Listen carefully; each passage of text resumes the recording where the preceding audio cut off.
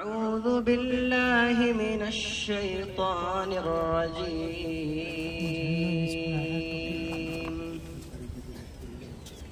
بسم الله الرحمن الرحيم.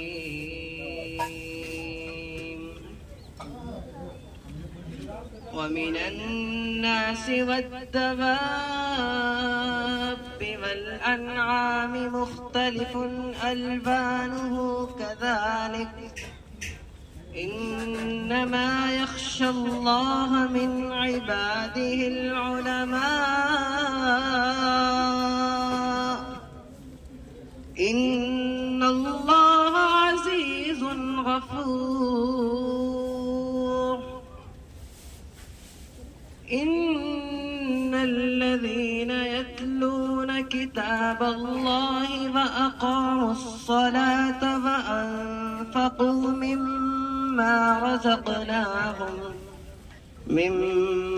رزقناهم سرا وعلانية يرجون تجارة لن تبور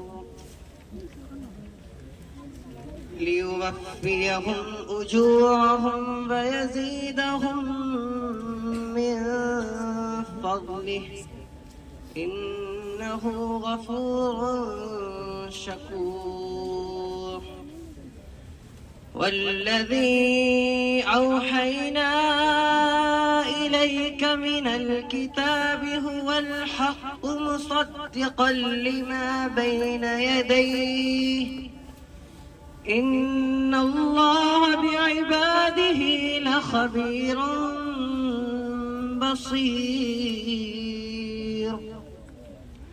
ثم أورثنا الكتاب الذين اصطفينا من عبادنا فمنهم ظالم لنفسه ومنهم مقتصد ومنهم سابق بالخيرات بإذن الله ذلك هو الفضل الكبير. صدق الله العظيم.